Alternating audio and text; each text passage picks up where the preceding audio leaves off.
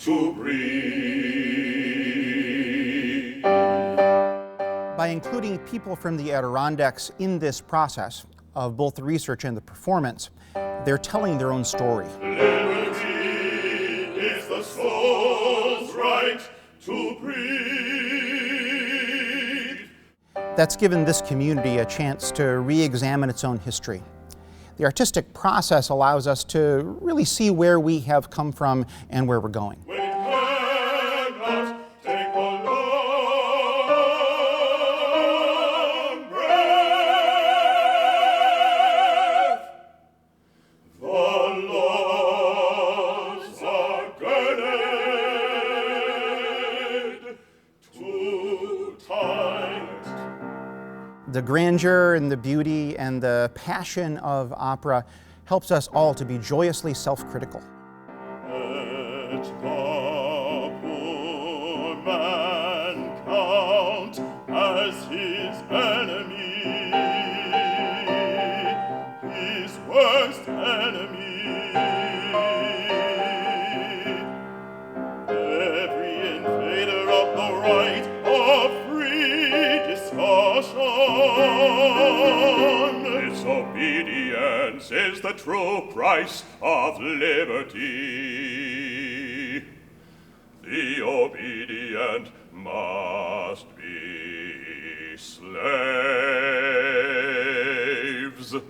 There are a lot of people who think they know the Adirondacks, but don't really. All of the history of it, the musical history, the political history of the Adirondacks.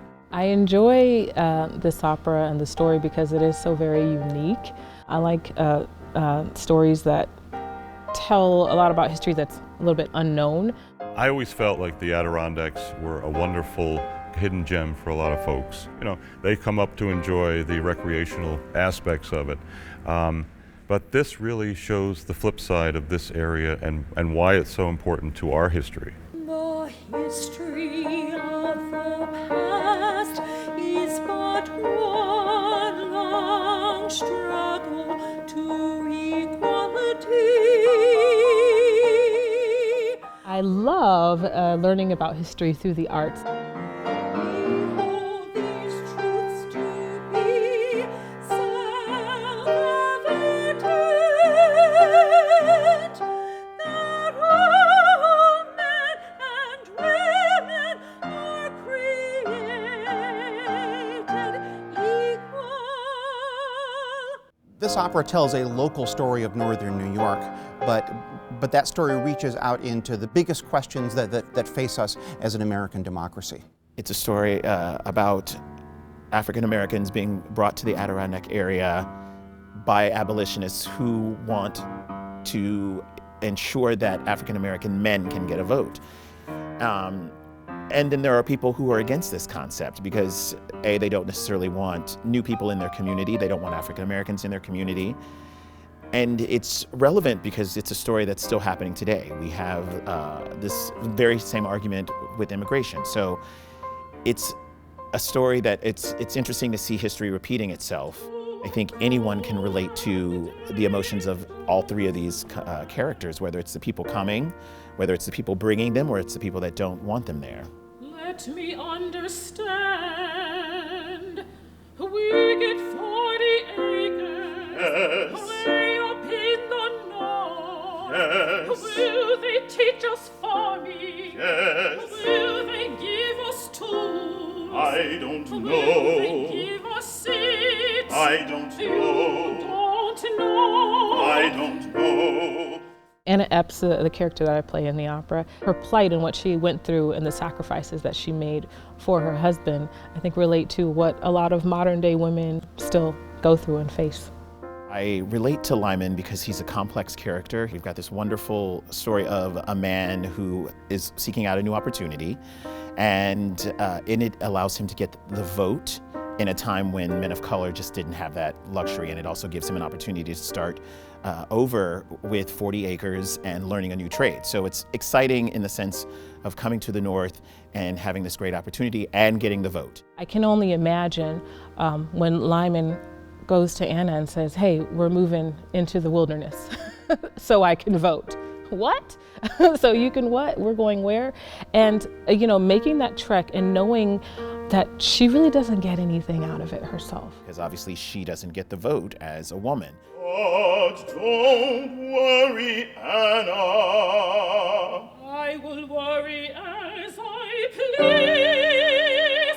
Don't tell me that my worries are nothing. I want the audience to sympathize with her and to see what a generous woman she was to do this for her husband, for her country, and for those who would, more importantly, come after her and Lyman. Would you stay home, or would you march, or take your family far away?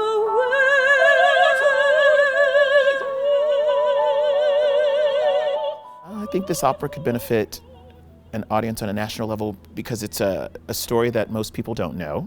Promised Land. It is such an incredible story. It's historically compelling. It has beautiful music. Would you put your children at risk for democracy? I hadn't heard this story, and it sparked interest in me to research, and I hope that that's what the audience will want to do, is find out more about this American story. Being from America, you have to appreciate this story, and especially in our current political times, I feel it's especially relevant.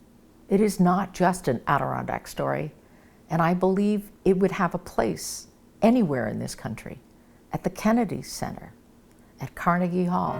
If this opera were to get broader exposure across the country, clearly the Adirondacks would be put on the map as not only a place of sports and recreation, but a place that has wrestled with questions like voting rights, questions like racial equality, questions like the role of women, and so I think it's a great opportunity for us to tell our story. The loves are dead. Too tight.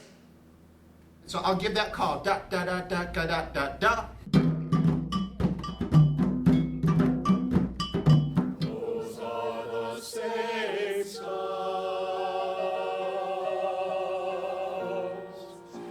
The story of Timbuktu had been forgotten for many, many decades.